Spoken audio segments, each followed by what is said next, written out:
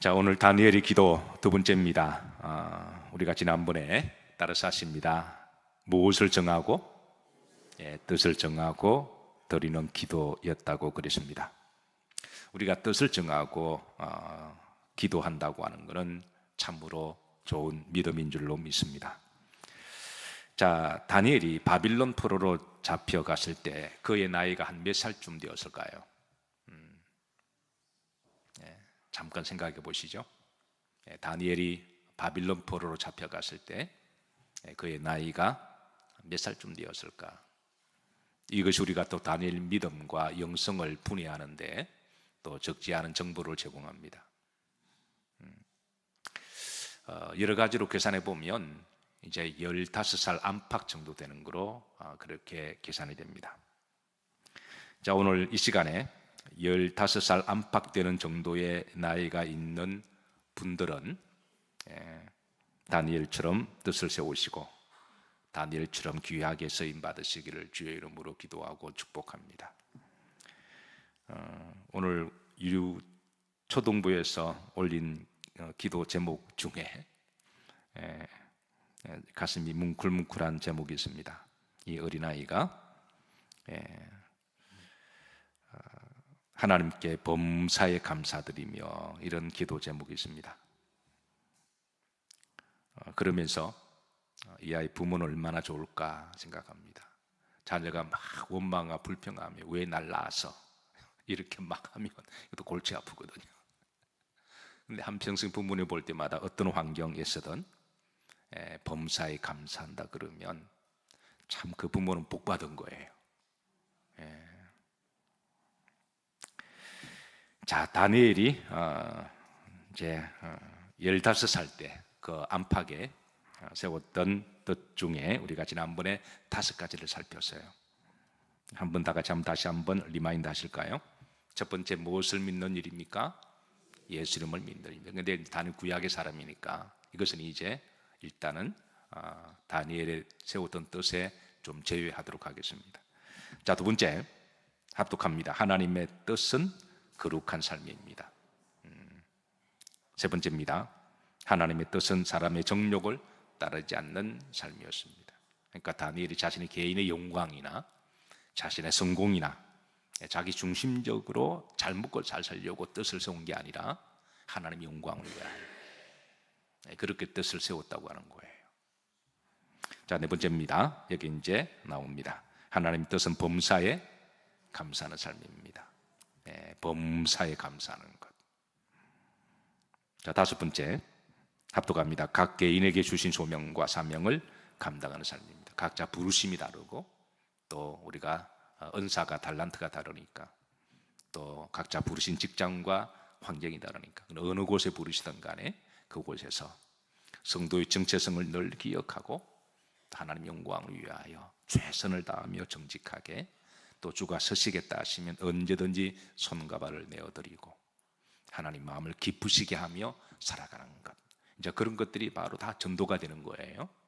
복음의 통로가 되고 또 그렇게 살아가면 주변 사람들이 또 하나님이 살아계신다라고 인정하게 되고 또 그것을 우리가 하나님께 영광 올려드리는 삶이 되는 줄로 믿으시기를 바랍니다. 자, 다니엘의 이 하나님 뜻은 이 네 가지 범주 안에 우리가 이제 앞으로 다 찾아볼 수가 있을 거예요. 사랑하는 성도 여러분, 이 밤에도 하나님께 뜻을 세우시고 기도하시기를 주의 이름으로 축복합니다. 자, 우리가 다니엘의 기도를 좀 더 심도 있게 공감하기 위해서는 다니엘이 어떤 시대를 살았고 그가 어떤 일을 당했는지, 어떤 끔찍한 일을 당했는지, 그리고 그의 처지가 지금 어떠한지 우리가 좀 알 필요가 있습니다. 자, 다니엘 배경은 1장 1절로부터 우리들에게 정보를 주고 있습니다. 다 같이 한번 합독하시죠. 유다 왕 여호야김이 다스린 지 3년이 되던 해에 바벨론 왕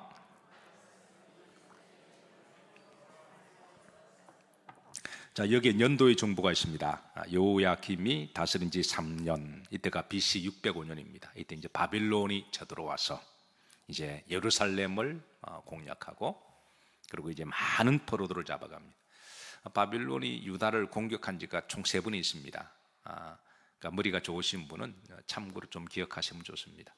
이 모른다고 해서 뭐 지옥 가는 것은 아니지만, 그래서 성경을 때로는 우리가 제대로 해석하기 위해서는 역사적 연대기도 우리가 중요한 단서가 되기도 하는데요.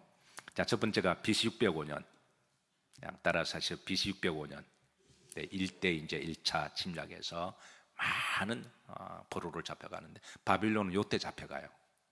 그다음 2차로 또 침공합니다. 그게 이제 따라서 597년, 이때 또 이렇게 이때 에스겔을 잡아갑니다. 3차가 여러분 586 세대가 있죠. 586 세대, 586년에 그러니까 3차로 이렇게 해서 그때는 완전히 예루살렘을 멸망시키는 그런 역사가 있습니다. 그러니까 이제 오늘 다니엘서는 BC 605년 배경을 해서 이제 기록된 하나님의 말씀임을 알려주고 있습니다. 자, 2절에 보시면, 자, 2절 여기 보면 중요한 단어가 하나 나옵니다. 여기 보시면 누구의 손에? 그의 손에. 여기에 그의 손은 이제 그의 손에, 이제 바벨론 왕 느부갓네살 왕의 손을 이야기합니다. 그러니까 바벨론 느부갓네살 왕 유다를 침공해서 이제 그의 손에 멸망당한 것을 이야기하는데요. 자, 여기에 또 다른 단어가 나옵니다. 2절 다시 한번 보시면 뭐하심에? 넘기심에. 누가 넘기셨다는 거예요? 이게 주어는 하나님이십니다. 그러니까 하나님이 한 역사 가운데 한 시대에 잠깐 동안 이제 바벨론 왕 느부갓네살 왕이 이제 유다를 침공했을 때, 그때 유다의 불신앙과 죄악이 워낙 많아서 한번 저들을 정신 차리게 하기 위해서 바벨론을 막대기로 그렇게 서시는데, 하나님이 그 유다를 바벨론 왕에게 넘겨주시다라는 거예요. 그러니까 하나님이 허용하시다라는 것입니다. 그러니까 이 말은 다른 말로 하면 역사를 주관하시는 분은 누구시다? 하나님의 손 아래에 있음을 드러내고 있습니다. 그러니까 제국의 손 안에 있는 것도 아니고, 또 매 시대마다 어깨에 물 주고 힘자랑하는 대통령이나 장관들, 정치인들에게 그 손에 있는 것이 아니라 역사는 하나님의 손에 있습니다. 전도서 9장 1절에 보십시다. 자, 이게 이제 우리에게 분명히 말씀하는데요. 합독합니다. 이 모든 것을 내가 마음에 두고 이 모든 것을 살펴본 즉 의인들이나 지혜자들이나 그들의 행위나 모두 다 누구의 손 안에 있으니? 하나님의 손 안에 있다라는 거예요. 그래서 우리 그리스도인의 역사관은 모든 것이 다 하나님 역사를 주관하시고 하나님의 손 안에 있다는 걸 우리가 확신한다면, 한 시대 때로는 불의가 판을 치고 또 어떤 부정과 부패가 있어도 우리가 좀 역사를 길게 바라보고 우리가 실망하지 아니하고, 결국 하나님은 때가 되면 심판하실 것은 심판하시는 하나님인 줄로 믿으시기를 주의 이름으로 축복합니다. 그러니까 다 누구의 손에 있으니? 여러분, 우리 대한민국도 저는 하나님의 손 안에 있음을 저는 강력하게 믿습니다. 그렇지 않고는 여러분 지금까지 이렇게 우리나라를 이렇게 번영할 수는 없어요. 우리끼리 하는 이야기입니다. 우리나라가 뭐 정치인들이 정치를 잘해서 이렇게 한 거 아니잖아요. 하나님이 하셨습니다. 저는 여러분도 하나님 손 안에 있기를 주의 이름으로 축복합니다. 하나님이 손 안에 하나님이 붙드실 때 우리는 붙잡힌 바 되어야 됩니다. 우리나라 소위 성자라고 불리우는 목사님 중에 한 분이 한경직 목사님이십니다. 목회를 하시다가 너무 힘이 들고 번아웃 되셨어요. 영적인 슬럼프에 빠지셨는데요, 이때는 손가락 하나 까딱하기 싫어서, 그래서 설교할 기운이 쫙 빠져서 이제 목회를 그만두어야 되겠다라고 할 정도까지 깊은 절망에 빠지셨습니다. 기도를 해도 그 기도가 마치 느낌에 그냥 공중에 허공을 치는 그런 기도 같기도 하고, 그래서 기도하다가 잠을 잤는데 비몽사몽간에 꿈 중에 아주 험악한 길을 걸어가고 있는 자신의 모습이 보이더라는 거예요. 너무 힘이 들어서 오른쪽으로 이렇게 픽 쓰러지는데, 그때 큰 손이 나타나서 오른손에 쫙 받쳐주더라는 거예요. 그래서 또 꿈속에 길을 걸어가는데 이분은 왼쪽으로 픽 쓰러지는데, 그런데 넘어질 때쯤 돼서 또 큰 손이 나타나서 탁 잡아주시더라는 거예요. 또 한참 가다가 앞으로 팍 꼬꾸라지는데 앞에서 누가 두 손으로 탁 잡아주시더라는 거예요. 그래서 탁 세워주는데, 그래서 이렇게 험악한 길을 걸어가는 중에 잠에서 눈을 번쩍 뜨고 일어났는데, 그때 순간적으로 느끼는 게 목회는 내 손으로 하는 게 아니라 하나님의 손으로 하는구나. 그동안 황영기 목사님이 그러니까 자기 손으로 목회를 한다고 생각했던 거예요. 그런데 이런 일을 통해서 깨달은 것은 그동안 내가 한 것 같은데 하나님이 하셨다라는 거예요.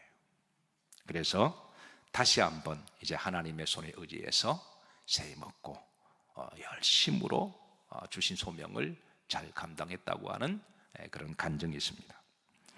사랑하는 성도 여러분, 하나님은 한경직 목사님만 붙들어 주시는 하나님이 아니십니다. 하나님의 자녀들을 다 붙들어 주십니다. 다니엘도 붙들어 주시고, 무엇보다도 가장 중요한 것은 누구를 붙들어 주시는 거예요? 여러분을 붙들어 주시는 것입니다. 사랑하는 성도 여러분, 오늘 이 밤에 하나님의 손과 팔 안에 안기시기를 주의 이름으로 축복합니다. 우리가 좋아하는 찬송가 중에 406장입니다. 고난 내 영혼 편히 쉴 곳과 그랬습니다. 이 가사를 보시면 고난 내 영혼 풍랑 속에서도 폭풍 가운데서도 있을 때, 그때 하나님이 나를 품어주시고 안아주시고, 그래서 어느 곳에 가든지 내가 요동치 않는 것은 주의 발을 의지합니다 그랬습니다. 특별히 믿음의 여정을 걸어가시면서 힘들고 어려울 때 주의 발을 더욱더 의지하시고 또 하나님의 손 안에 있으시기를 주의 이름으로 축복합니다. 자, 다니엘이라는 이름의 뜻은 참으로 좋습니다. 1장 6절 보십시다. 여기 이제 다니엘이라고 하는 이름이 나옵니다.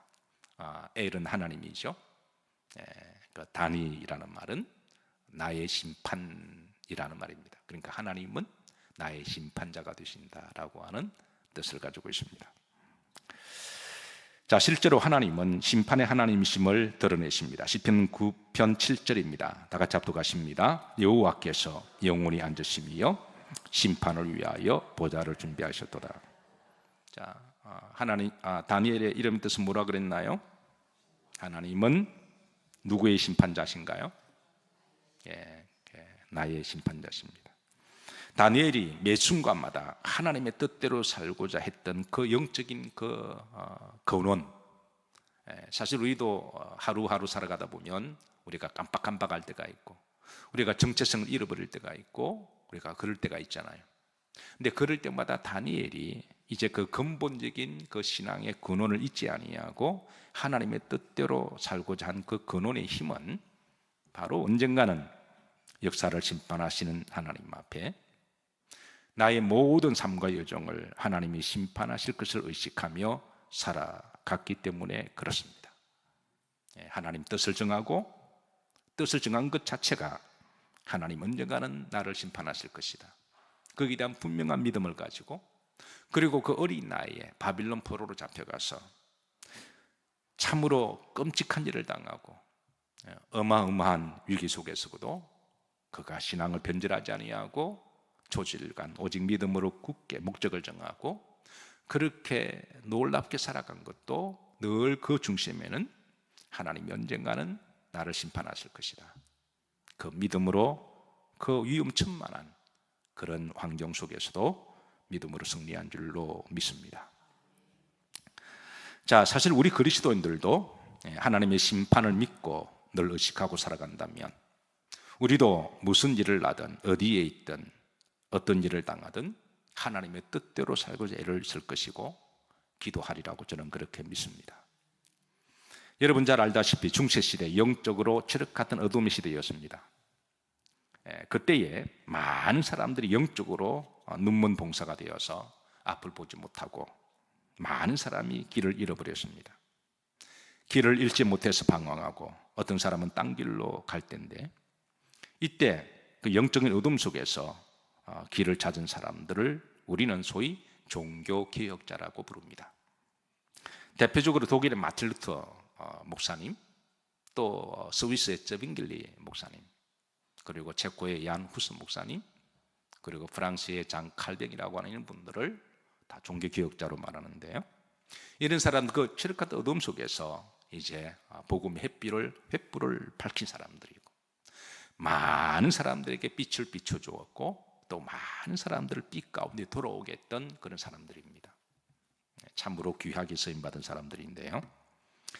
시대가 다르고 나라가 다르고 장소가 다릅니다. 그러니까 루터나 얀 후스나 쯔빙길리나 이렇게 장 칼뱅이나 다른 나라에 사는 사람들이고, 어떤 경우는 시대가 다른 사람임에도 불구하고 이런 사람들이 한 가지 공통된 신앙과 신학이 있는데요. 그 유명한 말 우리가 잘 알죠. 우리나라 말로 번역하면 하나님 앞에서라고 하는 말입니다. 라틴 말로 한번 따라서 하시죠. 코람 데오. 코람 데오라고 워낙 유명한 말이어서 그래서 어느 정도 신앙생활 하신 분들은 잘 알지만, 그래서 시대가 다르고 지역은 달랐지만 모든 이 종교개혁가들이 중세 어둠을 밝히고 다시 복음으로 돌아갔던 그 중심에는 늘 하나님의 심판을 의식하며 개혁을 했다고 하는 것이죠. 하나님 언젠가는 심판하신다. 언젠가는 우리가 하나님 심판 앞에 설 때가 있을 것이다. 오늘 잠깐 말씀을 준비하다가 뉴스를 잠깐 접했습니다. 여러분 이상용 뽀빠이씨 아시죠? 우리가 참 많은 국민을 이렇게 웃음도 주고 특별히 이제 군부대에 가서 많은 장병들에게 이렇게 또 즐거움도 주고, 그러니까 이분의 트레이드 마크가 항상 이렇게 힘이잖아요. 이렇게 막 연세가 드심에도 불구하고 연세가 70이 되었는데도 웬만한 바디빌더처럼 그렇게 몸을 가꾸고 항상 힘 자랑하고 이렇게 하셨던 분인데, 그저께만 하더라도 어버이날 부모님의 날을 맞이해서 2번 행사를 뛰셨대 해요. 그 정도 건강하신 분인데, 그런데 어제 갑자기 돌아가셨대요. 그저께 행사 뛰고 연세가 81세랍니다. 81살이면 어떻게 보면 뭐 이렇게 살만큼 사셨다고 말할 수도 있고, 어떻게 보면 조금 아쉽다고 말할 수도 있는데, 여러분들에게 묻습니다. 80 정도 사시면 어떻게 좀 사실 만큼 사신 거예요? 아니면은 조금 아쉬운가요? 자, 좀 젊은 사람이 그렇게 이야기하면 곤란하지. 그래도 연세가 드신 분들이 말을 하면 그래 아쉽다고, 조금 아쉽다고 손 들어 보세요. 제가 듣기는 목소리는 40대 목소리 같은데 얼굴은 제가 보지 못해서 제가 모르겠고, 아직 저는 귀는 박습니다. 근데 눈은 어두워요. 안 보입니다, 여러분. 보이는 건 제가 48입니다. 그러니까 자꾸 눈 마주친다고 해서 목사님이 나를 그렇게 생각하지 마세요. 제 눈은 원래 48이고 제 눈은 원래 눈이 어둡습니다. 그냥 이렇게 명태 눈입니다. 그냥 보고만 있는 거예요. 여러분 제가 잘 안 보입니다. 근데 귀는 박습니다. 한참 더 사실 줄 아는, 저도 마음이 좀 짠하고 좀 그랬어요. 참 좋으신 분인데 선행도 많이 하시고 남에게 유익하게 살려고 애를 쓰시는 분이고요. 이분도 저는 하나님을 믿는 걸 알고 있습니다. 이분 한참 잘 나가실 때부터 이분의 신조가 있으시대요. 매일 젊을 때부터 다 가난했던잖아요. 매일 빳빳한 이 1,000원을 매일 100만 원씩을 넣어 10만 원인가요? 넣고 다니다가, 옛날에 거지도 많았고 고아도 많았거든요. 밥 못 먹는 사람. 그러면 가다가 누구도 묻지 않고 그런 아이들에게 빳빳한 돈을 1,000원씩 줬다는 거예요. 하루에 그 돈을 다 쓰는 게 이분의 뜻이었답니다. 여러분 놀랍지 않나요? 우리나라 가난하실 때부터. 그런데 연세가 드셔도 계속 아침에 나갈 때 그분이 또 이제 나름대로 국가관이 있으셔서 또 우리나라가 또 잘 살아야 되기에 바른 소리 했다고 또 이상한 정치인부터 지켜가지고 방송이 다 중단돼 버릴 때요. 참 나쁜 정치인들이에요.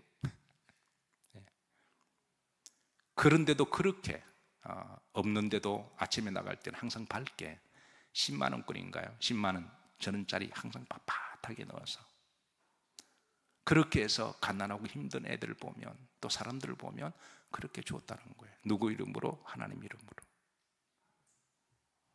참 멋있는 사람이고 존경받을 만한 분입니다. 아마 그분도 하나님의 심판을 의식하고 살지 않았을까요? 어쨌든 이제 우리가 언젠가는 다 하나님 나라 갈 거니까, 이제 갑자기 돌아가셨다는 제가 소식을 듣고 좀 마음이 짠했습니다. 하나님 앞에서 살아간다고 하는 것은 다른 말로 하나님의 심판을 의식하며 살아간다는 거죠. 하나님 언젠가는 심판하신다. 구약의 이 코람데오의 삶을 살았던 사람이 바로 다니엘입니다. 하나님이 심판하신다, 언젠가는. 신약시대에 늘 코람데오의 삶을 살았던 대표적인 사람이 바로 사도 바울인데요, 고린도후서 12장 19절에 그는 이렇게 전합니다. 중반절에 보면 누구 앞에서 말하노라? 하나님 앞에서. 그런 말 한마디 할 때도 늘 하나님을 의식하며 말을 했다는 거예요. 그의 모든 삶의 영역은 늘 영적으로 하나님 앞에서, 하나님이 보실 때 이를 어떻게 볼 거냐, 이걸 하나님께서 기쁘시게 볼 거냐, 하나님 영광을 위한 것이냐, 아니면 인간의 정욕을 위한 것이냐, 그런 늘 저울질을 함으로 말미암아 어떻게 보면 늘 그렇게 살아간다고 하는 것이 육신적으로는 늘 평안한 것만은 아닙니다. 때로는 갈등해야 되고 때로는 싸워야 되지만, 그러나 그러한 삶이 사도 바울을 위대한 사도로 만들었고 다니엘을 축복의 사람으로 만들었습니다. 자, 구약의 코람데오의 삶을 살았던 사람이 다니엘이라면, 신약의 사람이 사도 바울이라면, 오늘 이 시대에 코람데오의 하나님의 심판을 의식하며 살아가야 할 사람들이 누굴까요? 바로 그리스도인들이 아닐까요? 네. 자, 우리 그리스도인들이 하나님의 심판, 코람데오의 삶을 살기 위해서는 반드시 우리에게 필요한 이제 영적 자극이 필요한데, 그게 바로 따라서 하십니다, 기도입니다. 우리가 기도 없이 우리가 중심을 바로 잡을 수가 없어요. 사실 기도의 내용과 목적을 우리가 시제로 나누면 과거, 현재, 미래로 나눌 수가 있는데요, 과거 우리가 기도할 때 내가 하나님 앞에서 잘 살았는지 한번 점검해보고, 혹 그렇지 못했다면 회개하고, 그리고 잘 살았다면 하나님께 감사하며 아름다운 보고를 올려드리는 것이 기도가 아닐까요? 아멘인가요? 우리가 기도를 시제로 분류해보면 우리가 과거를, 한 주를 살았든 하루를 살았든 걸어온 길을 되돌아보며 하나님 앞에서 성도의 정체성을 기억하며 잘 살았다면 하나님께 감사합니다, 아름다운 복 올려드리는 거고, 그렇지 못했다면 우리가 회개하고 다시는 그러지 않기를 기도하는 게 바로 기도가 아닌가요? 현재 지금 하나님 앞에서 내가 올바로 살아가고 있느냐 점검하는 것이 기도가 아닐까요? 누구냐 당신은? Who am I? 우리가 누구냐 정체성을 늘 기억하고 우리가 다시 기도하는 것.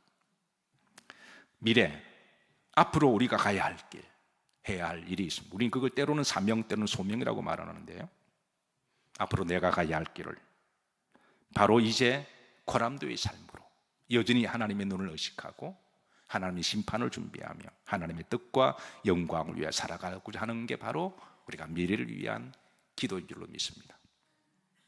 만약 우리의 기도가 이런 다니엘 하나님이 심판하신다, 코람데오의 내용과 목적을 담고 있다면 여러분들은 기도를 참 잘하고 계신 것이고, 이런가 전혀 무관하게 무조건 복 달라고 그러고, 무조건 나만 잘 먹고 잘 살겠다고 그러고, 남들이 죽든 멀든 신경 안 쓰고, 우리의 기도가 이렇다면 하나님이 그 기도 기뻐하실까요? 우리는 다시 한번 우리의 기도를 점검해야 됩니다.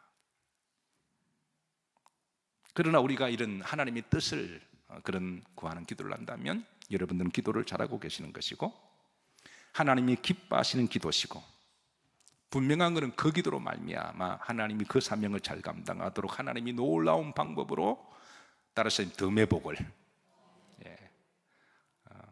하나님이 기가 막힌 방법으로 하나님 일을 잘하라고 하나님께서 가외로 덤으로 복을 주시는 하나님이신 줄로 믿으시기를 주의 이름으로 축복합니다. 근데 그게 목적은 아닙니다. 그건 어디까지나 수단이니까. 목적은 하나님의 영광과 뜻을 우리가 찾고 그렇게 기도한다면 하나님은 때가 되어서 다니엘을 높여주시고 그렇게 하시듯이 하나님이 채워주실 것입니다. 말씀을 정리합니다. 기도 제목 3가지 줍니다. 이 밤에 하나님의 뜻을 구하는 기도를 하시길 주의 이름으로 축복합니다. 두 번째, 하나님은 언젠가는 나를 심판하신다. 그거를 꼭 기억하시고 기도하시고, 세 번째, 하나님 앞에서 그렇게 기도하셔서 하나님이 기뻐하시는 이 밤의 기도가 되기를 주의 이름으로 여러분들을 기도의 자리로 초청합니다.